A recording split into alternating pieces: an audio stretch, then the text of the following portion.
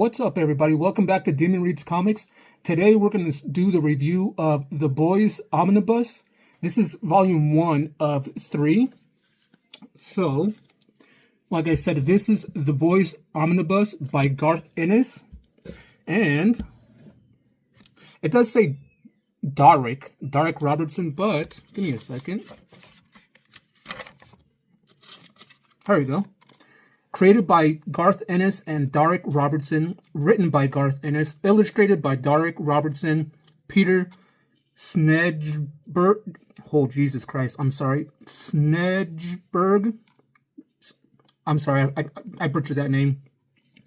John Higgins. Additional inks by Rodney Ramos. Color by Tony Avina. Lettered by Greg Thompson and Simon Boland. Series covers by Darick Robertson. Robertson and Tony Avina. Editor by Joe Rybant. Book design by Alexis Pearson. Now, like I said, this is our volume 1 of 3, so I'm only going to be talking about this one, but it is published by Dynamite Comics. Volume 1, The Boys Omnibus. This one doesn't have an eye, but it is sewn binding. And it does come with a beautiful dust jacket, which we're going to take off and set to the side. But it does collect issues 1 through 30. And I don't think there's a page count to this, is there?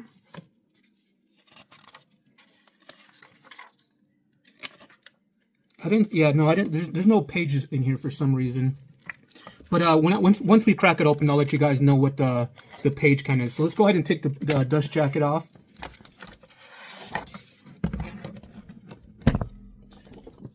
This is the front and back of the dust jacket. The boys, you got the group of the boys there. And then you got the issue covers there. And then inside, this is going to her. There's like a little quote there. Tells you what it collects. And then a little thing by Garth Ennis and Darick Robertson. And so, let me set that aside. And let's take a look at the actual hardcover of this. It says The Boys Hardcover Omnibus Volume 1. Little blood spatter there. The back is pretty much black, glossy. So let's go ahead and crack this open. I'll go ahead and tell you what the page count is, because I know I didn't do that earlier. And I'll talk about a little bit of the stories that's contained in this and go from there. Alrighty, guys. So here it is. The Boys Omnibus Volume 1. Like I said, it does collect issues 1 through 30. And it has 792 pages. I know I kind of missed that in the beginning part. I always forget to do that. But let's go ahead and crack this open. The end page is white. I like this little hardcover introduction page. And then it has the hardcover Omnibus Volume 1, all the creators and things like that. Go ahead and check that out. Then it tells you what it contains. The name of the game, Cherry, Get Some, Glorious 5-Year Plan, Good for the Soul, I Tell You No Lie, GI, We Gotta Go Now, and Rodeo Fuck. Sorry, I know that was a little... But anyway, even though it just contains this, there is 30 issues, meaning each one of these is like 1 to 3 issues, maybe 4. I do want to say this one, I Tell You No Lie, GI, or I think We Gotta Go Now. That one has like 6 or 7 issues in it in itself. So...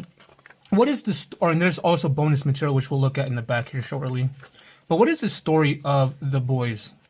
Well, The Boys, when we first open this, we get introduced to this guy. And it tells you automatically who this guy is. You get introduced to Butcher. His name is actually William Butcher, or just Billy Butcher. And everybody just calls him Butcher. And he's sitting in the park bench, just kind of chilling, kind of thinking.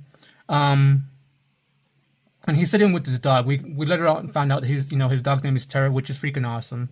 But he sees superheroes fly by, and he hates superheroes for some reason. When I first started, because I was actually going to watch the TV show of this, but I wanted to read the comics first, because I know comics are much better than the TV shows and movies. So I wanted to see what the comics were about before I watched the TV show. And so yeah, we get introduced to Billy Butcher. And then we also get introduced to Wee Huey. His name is actually they call him Wee because he's small, but his name is actually Huey Campbell. But everybody just calls him Huey or Wee Huey because he's small. We get introduced to him and his girlfriend Anna. Unfortunately, Anna doesn't really last too long. Something happens with Anna, and yeah, something happens with Anna. She dies. It's a superhero's fault. The superhero didn't do it. Let me put it this way: he didn't do it purposely. He did it accidentally, fighting a villain. Anna, which is kind of at the wrong place at the wrong time. So then after that, we switch over back to Billy Butcher. He goes and sees Madame Raynor. Now, when I say Madame Raynor, she's like the assistant vice. She's like high up there in the White House. Let me see. They call her ma'am. Hold on. She's like this big appointed person that works for. She's like I think I want to say she's like the president's assistant, secretary, something like that. So we got introduced to her. I don't want to put that part out, so I'm going to put like this. The reason that there was a conversation with her and Butcher is because they're going to start up the boys team up again. Oh, you can't see it there. And the boys team up consists of a few people. And this is kind of given the backstory of how and why, I guess you can say Huey kind of starts hating superheroes because of this incident right here with A-Train. And so finally, after they're done talking, these two, they have a sexual relationship, even though they hate each other. They talk about bringing back the boys, I guess you can say group. And the boys group is kind of like an anti-superhero thing, meaning they kind of put the superheroes in check. What do I mean by that? Well, there's superheroes out here that are made, and the superheroes are actually, they don't answer to nobody except one person, and that guy's name is he has a name, but it's by a corporation called VAT America, and they don't answer to nobody. They're superheroes, but they cause more damage than good. Like, for example, what A-Train did with him killing Anna by, I guess you can say, accident, but he didn't really care. He was like, oh well, she got in the way, goodbye. And so because of that, Butcher talks to I guess you can say Madam or pretty much to Director Raynor, and that's a director. I couldn't think of the name. Director Raynor, about starting up the boys group again. So this pretty much introduces the rest of the boys, and the boys consist of a few people. It consists of, I want to say five people, and one's a female. I don't know why they call it the boys. And those people, this is Billy Butcher kind of recruiting Huey to the boys, and then you get introduced to the Frenchman. So he's another one of the group of the boys. So it kind of gives you not really a backstory, but it kind of introduces the boys. You got Huey Campbell, you got Billy Butcher, now you got the Frenchman, and then you got the female of the species. She's freaking awesome, even though she doesn't talk. And lastly, we get introduced to one more person, Mother's Milk, which they just call him MM. So that's pretty much the introduction to them. You get introduced to the boys. You got Billy Butcher, you got Huey Campbell, you got the Frenchman, you got the female, and then you got Mother's Milk. And then after that, you get introduced to the main 7 superheroes. I say main 7 because these are like the top dogs, but there's a lot of other superheroes, a lot of them, different groups and things like that. Not only just in the United States, but everywhere around the world. But you get introduced to the main 7 of the group. And the main 7, I'm just going to kind of flip through this, but I'm going to tell you who they are. You got Homelander, which is the top dog. And then you got A-Train. You got The Deep. You got Black Noir. You got Jack Jupiter. You got Queen Maeve. And then you got this guy right here, Lamplighter. He actually gets replaced by this female right here. and it explains why she kind of takes over Lamplighter's place. Her name is Annie January, but she goes by Starlight, her superhero name. So you get introduced to the main 7, and they kind of, I don't know if I can show that, but they kind of treat Annie Starlight really, really badly. That's not it. Okay. And because of that, she kind of second guesses being with the 7 and doesn't know if she wants to be or not. She starts second guessing it. She starts thinking about it, but she stays with him because that was her lifelong dream. During that time, we got Huey Campbell still trying to figure out if he wants to be part of the boys until an incident happens, and he's finally in all the way. And their first thing to do is to go after a group. That thing that happened right there is completely gross. Oh, what they did to her. But hold on. Let me keep flipping through this. So then they go after this group right here. Their first group, the Teenage Kicks. You get introduced to them. They go after them because it's weird, because at first you're like, why are they going after superheroes? Well, they're trying to keep them in check. And they're trying to keep him in check from the Madam Director Rayner. She works for the CIA. I thought she has to do something with the president. See, like, her thing kind of, I don't know if she works for the president or she's like the director, or she's like the head honcho of the CIA. That's where I got it kind of mixed up for a little bit. She's really close with the president, but she's actually the head director of the CIA. That's how it is. I'm sorry if I got that wrong. But she kind of wants to put, people in check. So the first group to go after this Teenage Kicks, which is here in the States, and they go after them. The boys go after them. Certain things happen in this that kind of changes the way the boys act, or kind of Huey, the way he thinks and looks about everything. He ends up doing something to Blarney Cock, and because of what happens in that incident, he kind of doesn't know if he wants to be part of the boys or not. And right here is when you get introduced to V Compound. The superheroes that are all in this comic book, they're not original superheroes. They're made superheroes in an experimentations. They all have some sort of V compound in them, and it gives them superpowers. And because of that, the original 7 were made and are the strongest, and Homelander is the main one. Every other superhero in this also has V compound, but they have kind of like a different kind of the compound. And Huey gets injected by compound so he can, stand up to the superheroes. Because how is it going to look if he goes and fights a superhero and he gets punched? He's going to die, right? So now he can actually fight them hand to hand. So I can't really show that one. Jesus. So yeah, the first couple issues is kind of the introduction of who the boys are, how they work, who the 7 are, and how they work. And so that's kind of the introduction to, I'm sorry, there's a lot of nudity in this one. I kind of got to flip through it. There's a lot of back and forth between the 7 and the boys, and them trying to infiltrate the smaller groups of superheroes. And like I said, there's part 1, part 2, part 3. This is actually when when Huey actually meets Anna.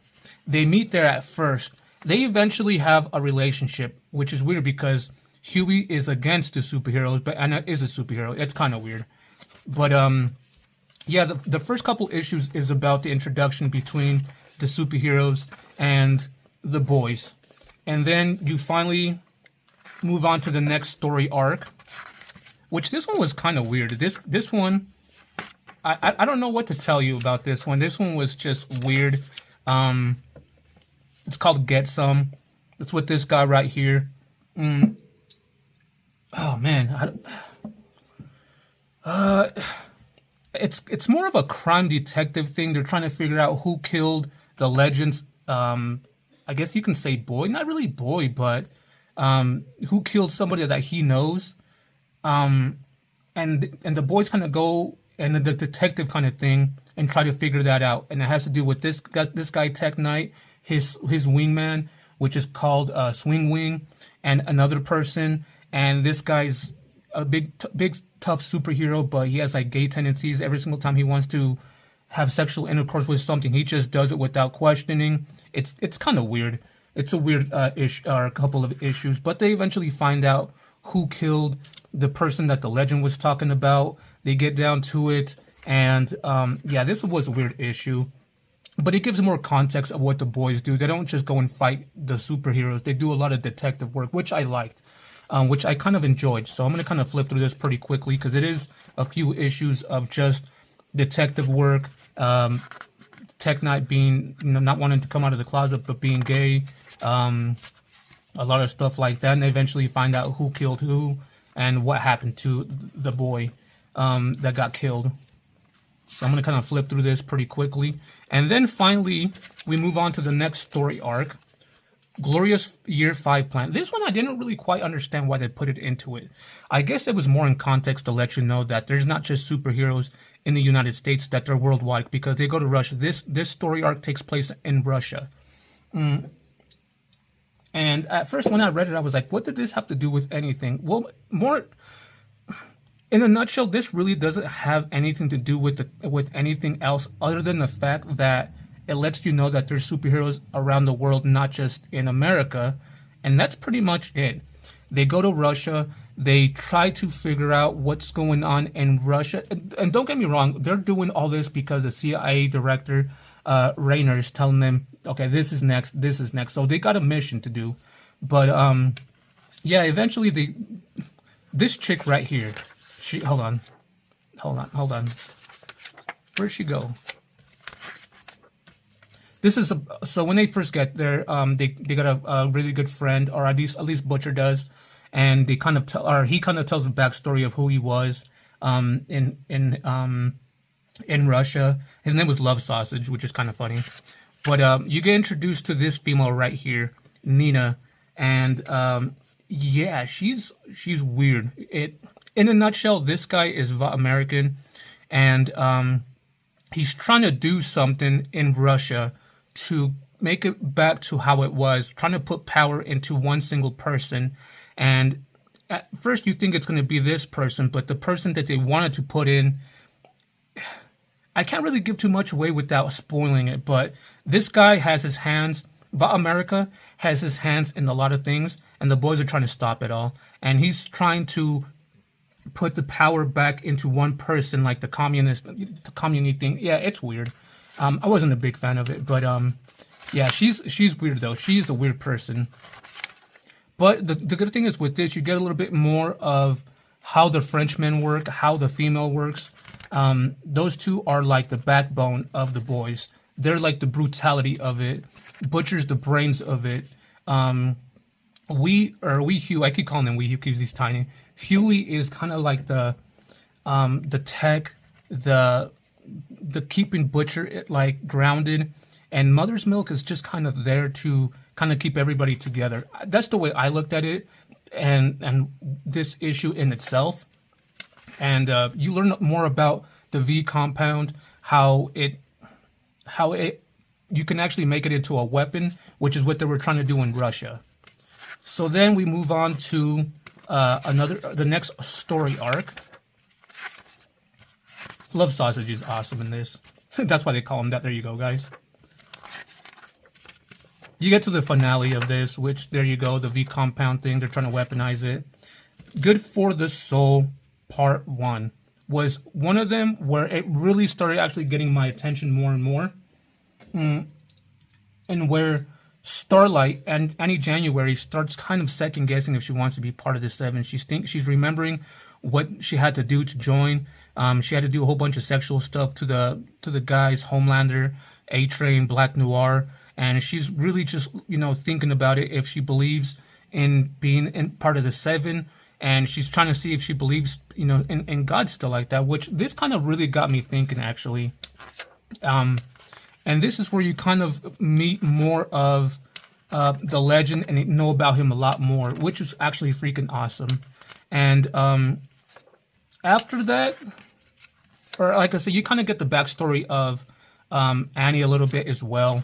And then they meet up again, and you kind of start kind of like This was actually kind of cool right here. You get kind of like a more, what's that word I'm looking for? You get a little bit more of who the female is, because you don't really know nothing about her and how close she gets with the Frenchman. Not in like a sexual way, but like as friends. And this is where they meet up again. Annie and Campbell meet up again, and they get close. They go out and have a drink. Something happens. They don't want to meet up again for one particular reason. But right now, this is Huey pretty much listening to the stuff at that's going on in the main 7 compound, like their facility. Kind of like hearing everything they're saying. I really liked this story arc though. It was actually freaking awesome. This right here is when they got closer. I like that. The Frenchman and the female.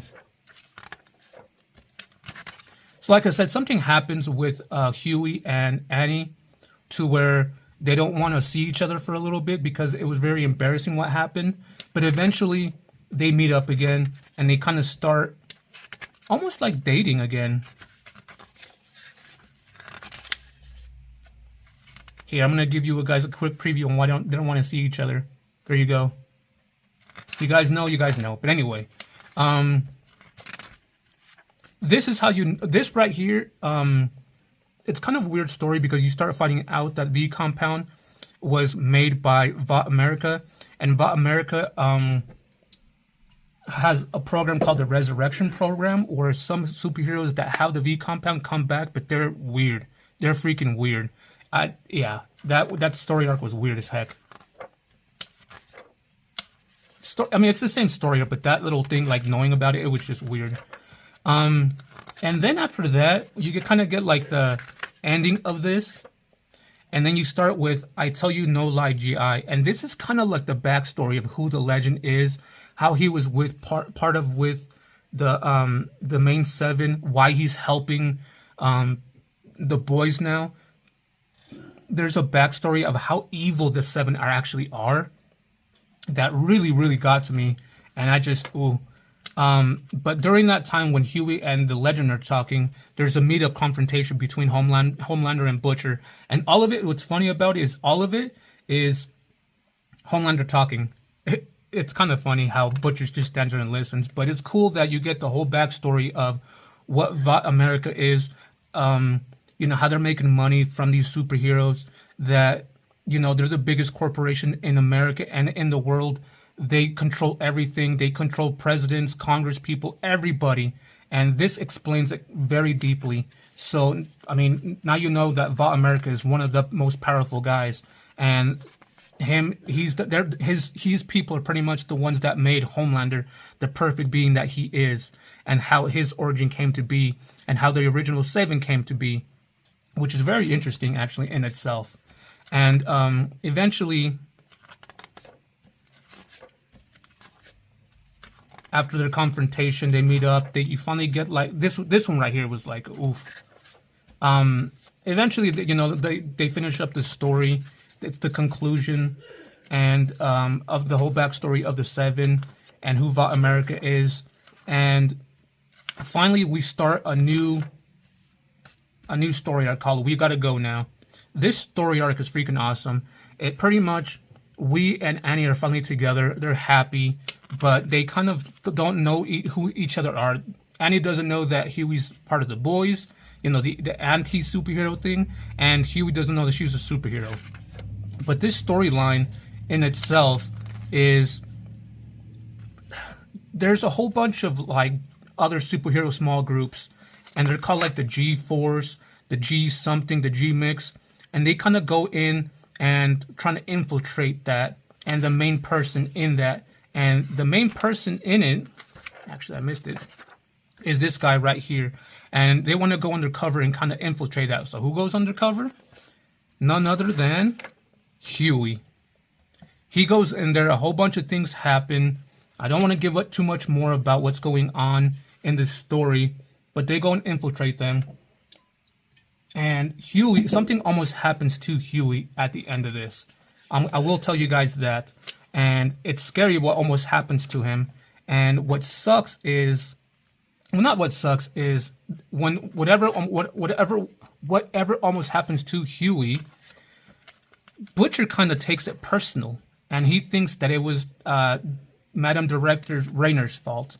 And when he finally goes and talks to her, he's like, whatever you did, whatever happened with Huey, if something like that were to happen again, there's going to be consequences. But it's funny because he's telling her this while her and Butcher are engaging in a sexual activity. So, yeah, whatever, man, it gets so in depth of it, this one alone establishes who the seven are, who the boys are, how the boys pretty much operate, and how the seven operate, and who's in charge of who, and how the CIA is trying to control America and the Soups. This one gives you all of that with the little side stories. So let's go ahead and move on to the back, because I don't want to give too much more. To the cover gallery. They're alternate covers because each time you actually start a new issue, it showed you the covers. But here are all the alternate covers, which is freaking awesome. Terror's freaking awesome. But yeah, there's a lot of nudity, a lot of gore, violence and things in here. So if you're not really into that kind of thing, this book's not for you.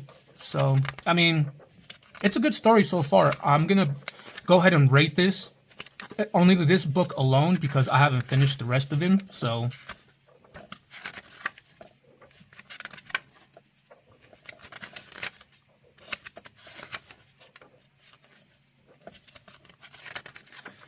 out of all these people, I do want to say that I think I like the Frenchman the most. No, I think I want to say I like Mother's Milk the most. So far.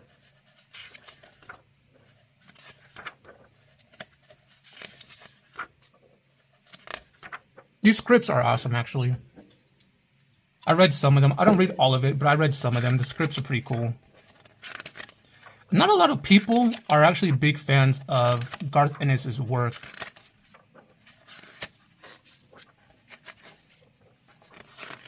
But anyway, that's pretty much it.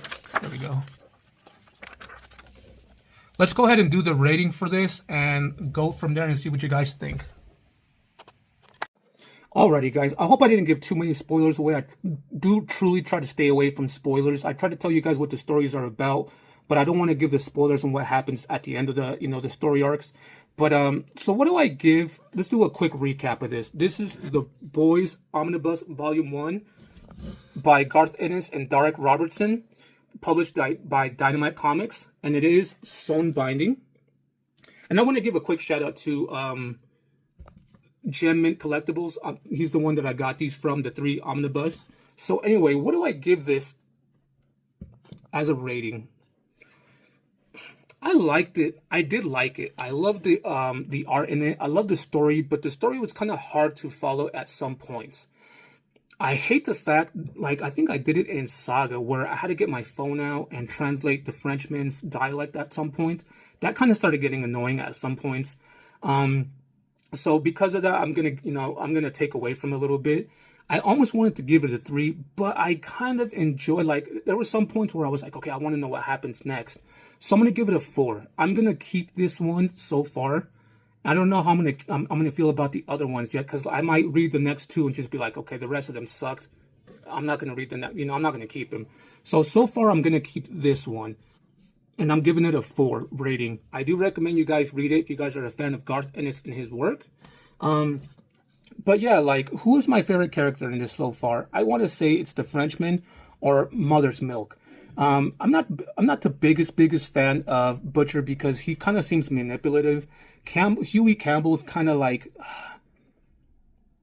I don't know if I kind of like really, he's not my character. Like, he's a techie guy. He's the one that does everything.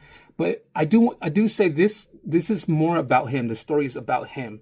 So I really hope we get more backstory of Mother's Milk, of Butcher. I know Butcher was in the military, so I know a little bit of backstory about him. But I hope we get more backstory of the Frenchman and the female and the other ones. I really hope they do, because if they do, that's just going to be like the top on the cherry, and I'm going to love this story. Because of right now, I know a little bit about the characters. Not much, but not enough to be like, I read this whole omnibus so far. I know the story of it, but I don't know much about the characters, you know? I don't know really much about Huey other than his Irish, other than his girlfriend got killed. You know, he joined the boys. He starts a relationship with Starlight, and that's about it with him. With Butcher, he was part of the military. He's having sex with Madam Director Rayner. They hate each other. They have a love-hate relationship. He was a part of the military, and he's the leader of the boys. You see where I'm getting at? Like, we know of these characters, but we don't know too detail of them. Same with the Seven. The main Seven, we don't know much about him. I mean, Homelander, we know how he was created, but that's about it. And then we got a little backstory of Starlight and where she came from, how she was dating somebody, and now she's part of the Seven. But aside from that, like everybody else, what? So I do hope we get more backstories of the main characters. If we do, this series is going to be amazing. If not, you know, I'm going to probably leave it at a 3. And so, yeah, I'll give this a 4 for now. I really did enjoy it so far. I'm looking forward to reading the next omnibus. I'm still into it. What's weird is when I was reading Preacher and when I was reading this one, I was into it. I couldn't, you know, I wanted to keep reading. Unlike Sandman, I enjoyed it, but after the first one, I was kind of over it already, you know. After the first omnibus, and there was 3 of them, I was like, all right, this is a long one. I'm kind of done with it already. I won. This one, I can't wait to jump into the new one, you know. So, yeah, I'm still looking forward to reading volume 2 and 3 and see how it is. So, I hope you guys liked the video. Leave a like if you did. Leave me a comment and let me know if you guys enjoyed the comics more or the TV series more. Don't give any spoilers because I haven't seen the TV series. Yeah, let me know if you guys do, which one you guys liked more. Leave any recommendations on what you guys want me to read next. If I have it, I'll let you guys know. If I don't, I might pick it up. I did order 17 new ones, small ones. Give me a quick second. They're not big omnibuses, but let's see. 1, 2, 3, 4, 5, 6, 7, 8, 9, 10. I'm sorry, 12. I ordered 12 new ones. Unfortunately, 1, 2,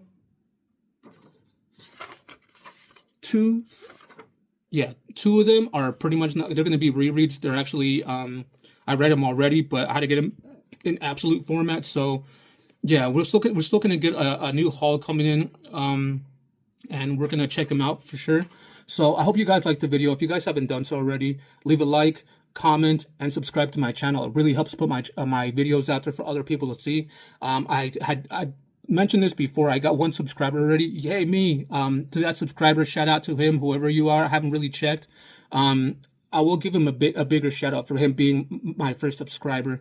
I'm going to check that in. The next time I make a video, I'm going to give him a shout out. So I think that's what I'm going to start doing. Once I start getting subscribers, I'm going to give them shout outs for joining the channel. So on my next video, when I do the review for number 2, I'm going to give a shout out to the new subscriber that I have. So all that being said, guys, take care, stay healthy, and we'll see you on the next one.